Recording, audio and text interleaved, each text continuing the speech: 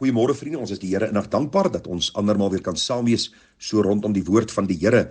Dit is belangrik om die woord van die Here te lees, te bestudeer. Ek glo dat u elkeen 'n Bybelleesprogram het wat u volg, dat u 'n Bybelstudie doen, dat u tyd neem met God se woord. En ek wil vir u vanmôre sê met baie groot liefde, as u nie tyd het vir die Bybel nie, is u te besig, dat u nodig om u program aan te pas.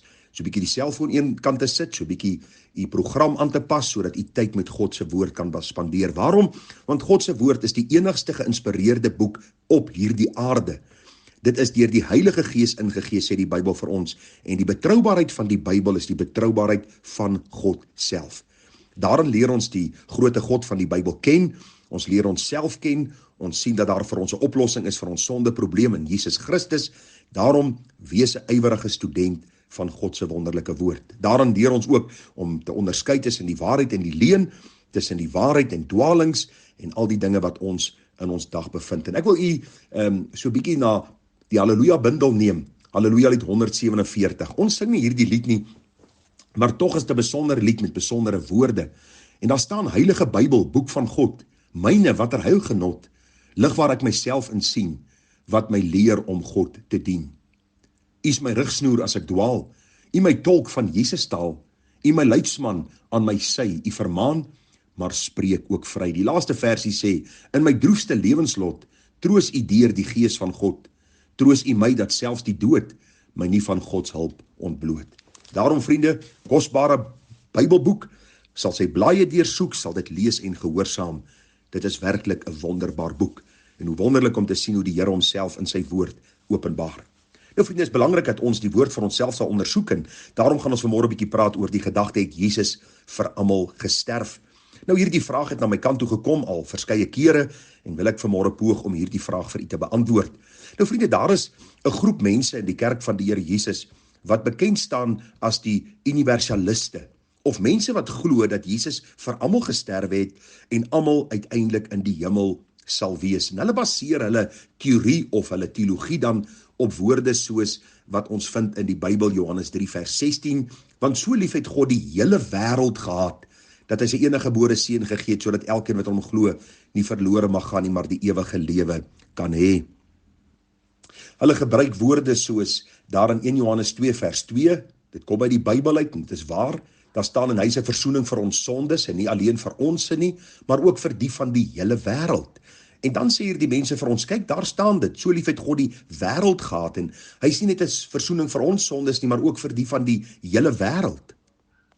Nou is die vraag, vriende, hoe gaan ons hierdie verse verklaar binne die konteks van God se woord? En u moet onthou, een van die belangrikste aspekte is dat ons nooit 'n vers buite konteks moet neem nie, en dat ons altyd die verse moet lees binne die konteks van daardie bepaalde hoofstuk, van die bepaalde boek, en dan ook die res van die Bybel. So ek dink die antwoord is eintlik voor die hand liggend. Almal gaan nie hemel toe gaan nie.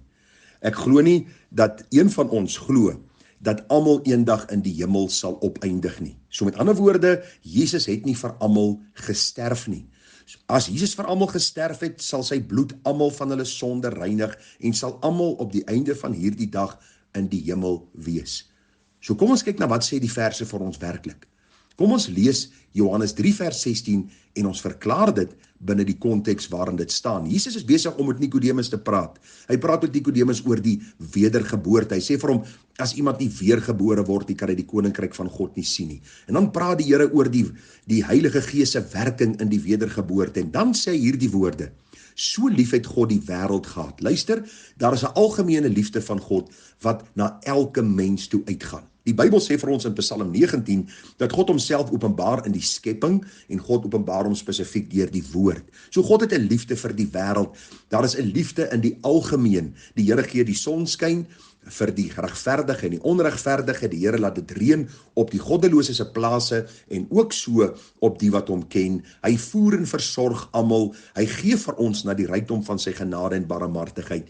Maar nou sê die Bybel vir ons baie duidelik dat die Here het die wêreld so lief gehad dat hy iets vir ons gedoen het. Hy het sy seun gegee.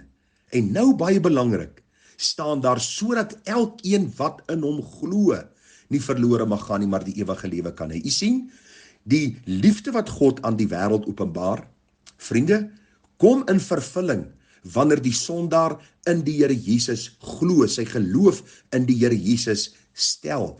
En daarom kan ons ook praat dat hierdie versoening beperk is tot hulle wat hulle geloof in die Here Jesus stel. As die Here Jesus vir almal gesterf het, beteken dit dat almal se sonde onder die bloed van die Here Jesus is en dat niemand na die dood vir hulle eie sonde in die poel van vuur dan sal boet nie. Dis per implikasie wat dit vir ons dan sê. Die oomblik wanneer ons glo dat die Here vir almal gesterf het en almal gaan hemel toe gaan, dan beteken dit dat die Here niemand hel toe kan stuur nie. En ons weet dis 'n dwaling, want die Bybel praat meer van die hel as wat die Here van die hemel praat. So die Bybel sê vir ons dat hierdie versoening is effektief vir hulle wat hulle geloof in die Here Jesus Christus stel.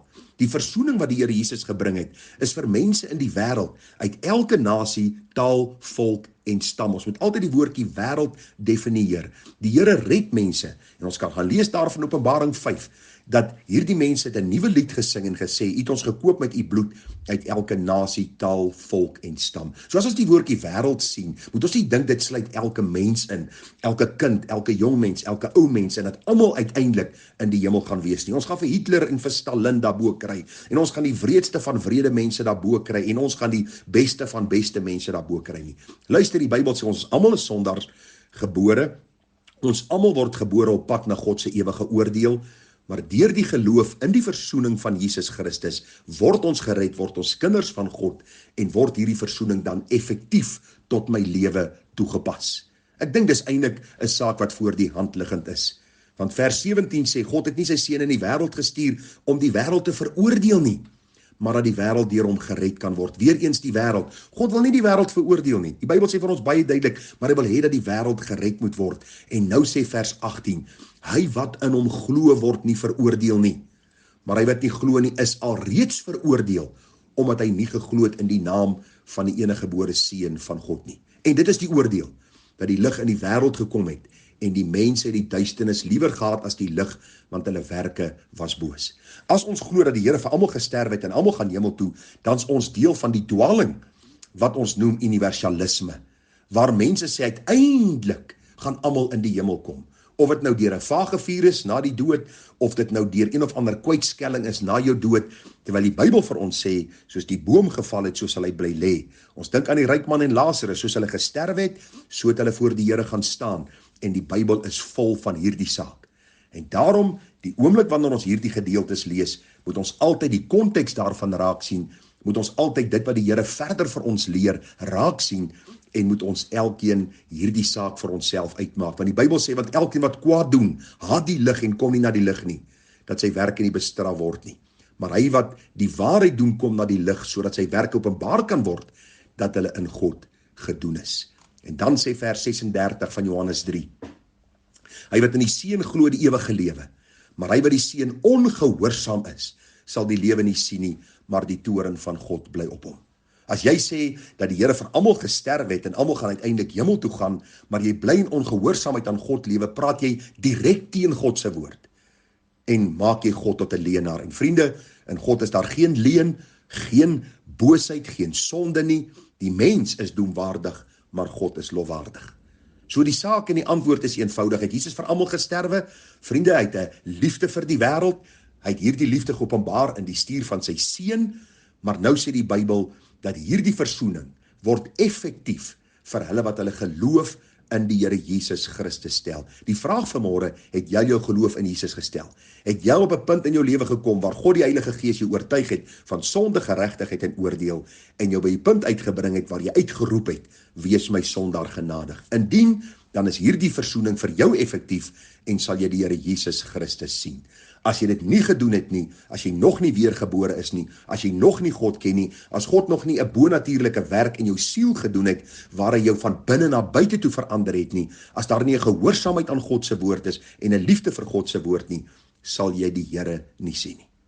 So die Here het nie vir almal gesterwe in die sin, dat almal in die hemel sal opeindig nie, maar hy het juis gesterwe, sodat die wêreld sy liefde kon sien, en dat deur hulle geloof in hom te stel, dat hulle die ewige lewe sal beerwe. Mag die Here ons genade gee, mag ons wysheid gee, dat ons die woord altyd binne die konteks van die woord sal verklaar, en dat ons sal sien hoe genadig en barmhartig die Here is, dat ons nie in ons sonde en ellende gelos het nie, maar vir ons 'n oplossing gestuur het. Die oplosser Jesus Christus, die een wat redding kom bring het vir die sondaar. Mag die Here ons genade gee.